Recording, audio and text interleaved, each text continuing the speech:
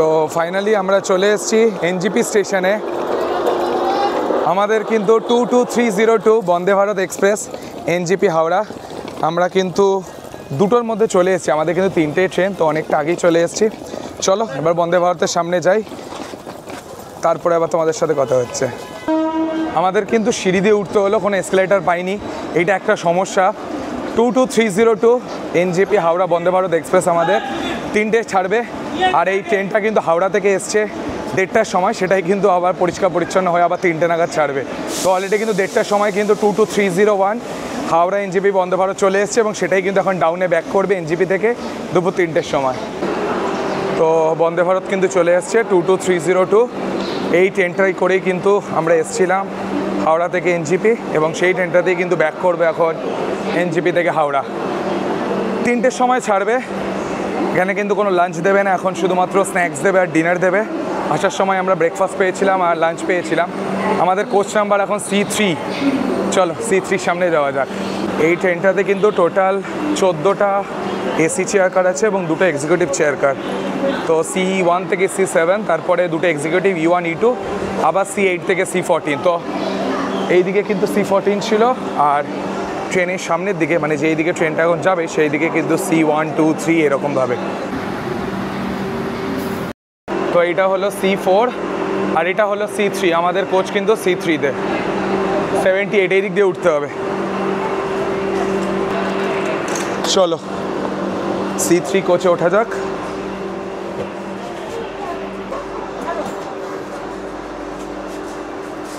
তো এখন ঘড়িতে বাজে 2:43, আর শিডিউল টাইম কিন্তু 3টের সময় কিন্তু 22302 এনজিপি হাওড়া বন্দে ভারত এক্সপ্রেস ছাড়বে। তো গাড়িতে উঠতে উঠতেই একটা লস্যি খেলাম। এই লস্যিটা কিন্তু বন্দে ভারত দেয়নি, এটা কিন্তু আমরা মিরিক যাওয়ার পথে কিনেছিলাম।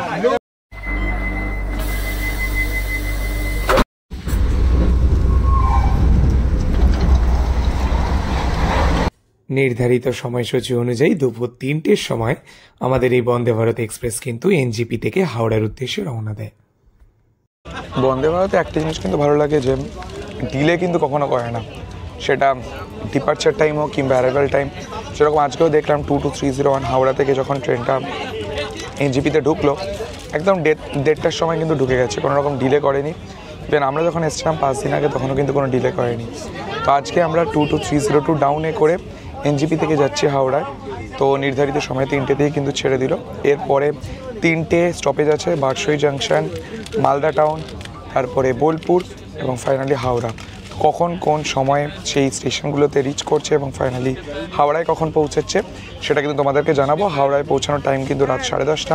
আই হোপ একদম রাইট টাইমে কিন্তু পৌঁছাবে। একটা বাংলা পেপার, একটা ইংলিশ, একটা ইংলিশ পেপার দিয়ে দাও, ঠিক আছে। তো ট্রেনে উঠতে উঠতেই নিউজ পেপার দিয়ে দিল। যখন আমরা হাওড়া থেকে এসেছিলাম তখন কিন্তু বাংলা ইংলিশ দুটো নিউজ পেপারই অ্যাভেলেবেল ছিল, বাট এখন শুধুমাত্র ইংলিশ নিউজ পেপারই আছে, টাইমস অফ ইন্ডিয়া, তো সেটাই দিয়ে দিল। চলো একটু নিউজ পেপার পড়া যাক। এখন 7.5 ঘন্টার জার্নি, দুপুর 3টে এনজিপি ছাড়লো, রাত 10:30টায় পৌঁছাবে হাওড়া।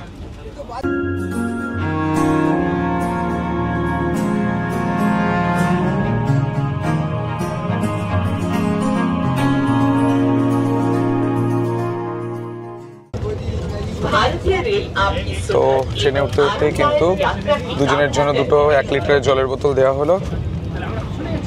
মানে ট্রেন চালু হওয়ার 5 থেকে 10 মিনিটের মধ্যেই কিন্তু প্রত্যেক মাথা পিছু 1 লিটার করে জলের বোতল দিয়ে দিল। তো আমরা তো এখন C3 মানে এসি চেয়ার কারে আছি। তো এসি চেয়ার কারে কিন্তু মাথা পিছু ভাড়া কিন্তু 1495 টাকা করে। তোমরা IRCTC কিংবা অন্য যে কোনো মেক মাই ট্রিপ, গোয়াইবিউ এইসব জায়গা থেকেও বুক করতে পারো।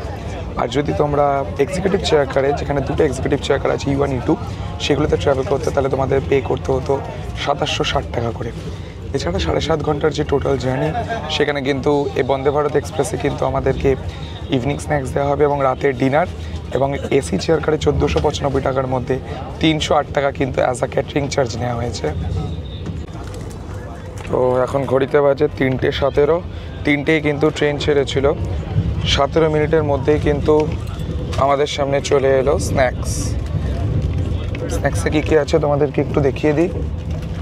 হিমালয়ান সল্টেড ক্যারামেল পপকর্ন, রিয়েলে জুস, এটা কি চিড়ে, মাঞ্চ অন ডায়েট মিক্সচার, এদিক থেকে আছে খাস্তা কচুরি, এদিক থেকে আছে টমেটো কেচাপ, এদিক থেকে দিয়েছে জিঞ্জার চায়।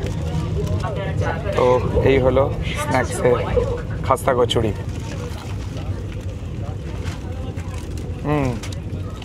খেতে ভালো। 22301 হাওড়া থেকে এনজিপি যাওয়ার সময় আমরা পেয়েছি ব্রেকফাস্ট আর লাঞ্চ, এখন পাচ্ছি স্ন্যাক্স আর ডিনার। মানে ব্রেকফাস্ট থেকে ডিনার সব কিছু ট্রাই করা হয়ে গেল বন্ধে ভারতে। তো এখন কিন্তু চা খাচ্ছি। আরেকটা জিনিস, তোমাদের কিন্তু স্ন্যাক্স হোক কিংবা ব্রেকফাস্ট এনারা কিন্তু টি কিট যেটা হয় যার মধ্যে দুধ থাকে, তারপরে টি ব্যাগ থাকে, সেইগুলো কিন্তু তোমাদেরকে প্রোভাইড করতে পারে। বাট তোমরা যদি চাও তাহলে কিন্তু এরকম রেডিমেড চা নিতে পারো, যেরকম জিঞ্জার চা, ক্যাডামম টি, এগুলো কিন্তু তোমরা নিতেই পারো। সেগুলোতে কিন্তু আমার দেখলাম টেস্ট অনেক অনেক বেটার হয়।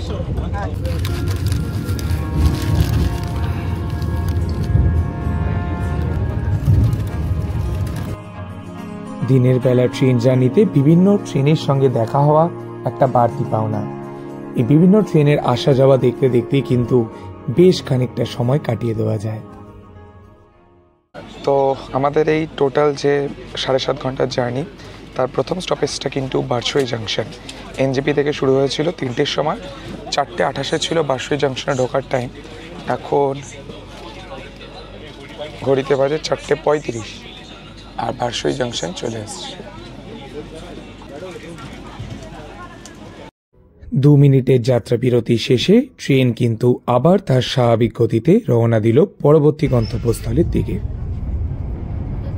भारतीय रेल बरसोई जंक्शन स्टेशन से आने वाली सभी यात्रियों का स्वागत करती है। তো বারসই জাংশনে কিন্তু 6 মিনিট ডিলে করেছে। তো এর পরবর্তী স্টপেজটা আসবে মালদা টাউন, যেটা শিডিউল টাইম আছে 5:45, এবং তারপরে রাত 8:28 হচ্ছে বোলপুর, এবং ফাইনালি 10:30 হচ্ছে হাওড়া। তো দেখা যাক বারসই জাংশন ছেড়ে আমরা আমাদের সেকেন্ড স্টপেজ মালদা টাউনে কখন গিয়ে পৌঁছাই।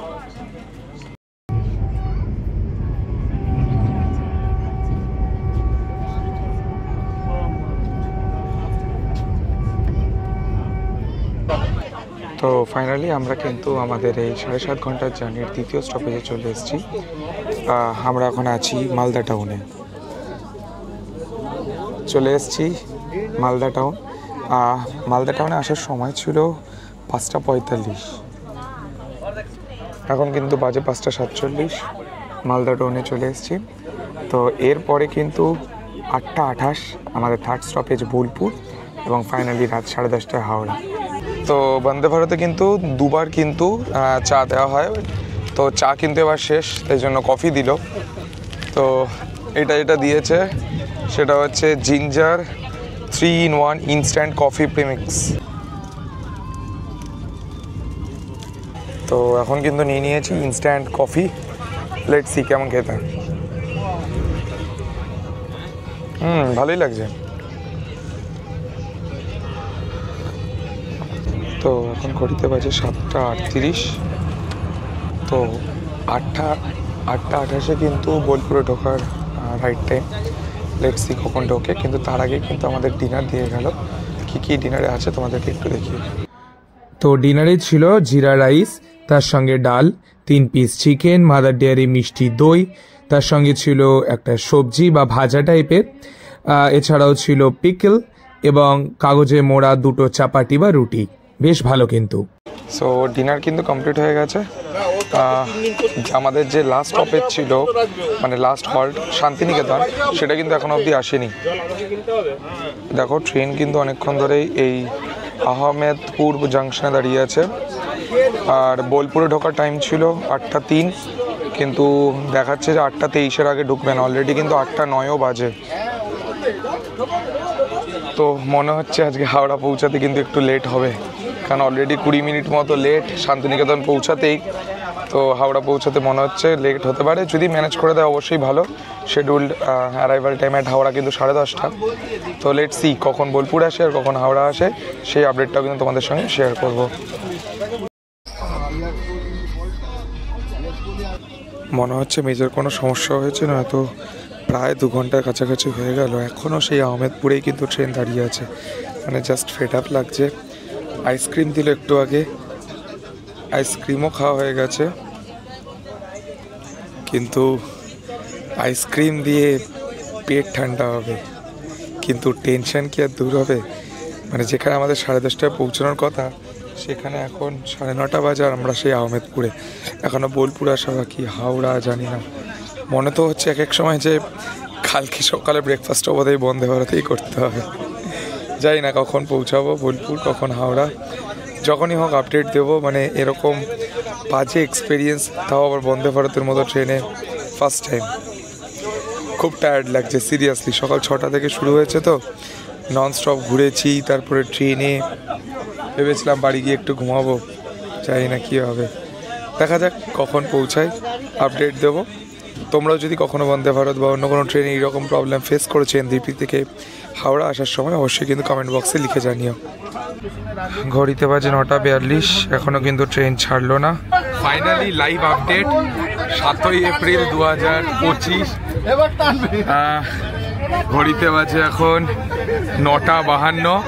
আহমেদপুর জাংশন থেকে সবে ছাড়লো। আহমেদপুর জাংশন সবে ছাড়লো, মানে যেটা 7:30টায় পাস করে যেটা 7:30টায় পাস করে যায়, সেটা 10টার সময় পাস করছে। মানে বুঝতে পারছি 2.5 ঘন্টা লেট। মানে আর আধ ঘন্টা বাদে আমরা হাওড়ায় পৌঁছে যেতাম। এখন মোটামুটি রাত 2টোর আগে হাওড়ায় পৌঁছানোর কোনো সিনই নেই মনে হচ্ছে। দেখা যাক ফাইনালি কখন আমরা হাওড়ায় পৌঁছাই আর কখন বাড়ি পৌঁছাই। মানে ভোরবেলা 4টে নাগাদ বাড়ি পৌঁছাবো, এই আর কি। দেখা যাক ফাইনালি কখন বোলপুর আসে আর কখন হাওড়া আসে। রাত 11টা বাজে আর আমরা কিন্তু এলাম জাস্ট বর্ধমানে। তো মোটামুটি 1 থেকে 1.5 ঘন্টা মতো লাগবে এখন হাওড়া পৌঁছাতে। তো 12টা 12:30 আগে তো হাওড়া ঢোকার কোনো পসিবিলিটি নেই। যেখানে আমরা রাত 10:30টায় হাওড়া পৌঁছাতাম, তো সেখানে মোটামুটি 12:30টায় গিয়ে হাওড়া পৌঁছাবো। সো ঘড়িতে বাজে এখন রাত 12টা আর আমরা কিন্তু হাওড়া থেকে আর ওই 5 মিনিট দূরে। তো এখনও কিন্তু 10 কিলোমিটার মতো, 5 কিলোমিটার মতো দূরে আছে। তো আর 5 মিনিটের মধ্যে কিন্তু পৌঁছে যাবো হাওড়াতে। তো যেটা 10:30টায় পৌঁছানোর কথা ছিল, সেটা পৌঁছালাম রাত 12টায়। বাড়ি ঢুকতে আরও 1 থেকে 1.5 ঘন্টা মতো লেগেই যাবে। তো এটাই ছিল আজকের আমাদের আপডেট। ভিডিওটা ভালো লাগলে অবশ্যই লাইক করো, কমেন্ট করো, শেয়ার করো। বাই। ফাইনালি রাত 10:30টার জায়গায় 12:10-এ এসে কিন্তু হাওড়া স্টেশনে এসে পৌঁছালাম, প্ল্যাটফর্ম নাম্বার 7-এ। এই হচ্ছে গিয়ে বন্দে ভারত ট্রেন। পাক্কা 1 ঘন্টা 45 মিনিট কিন্তু লেট করলো। এরপর ফাইনালি আমাদের ঘরে ফেরার পালা। বিভিন্ন জায়গা ঘুরে এসে সেখানকার ভিডিও করে আপনাদের সামনে তুলে ধরাই আমার একমাত্র লক্ষ্য। তাই ভিডিওটা ভালো লাগলে লাইক, কমেন্ট, শেয়ার এবং সাবস্ক্রাইবে অনুরোধ থাকবে।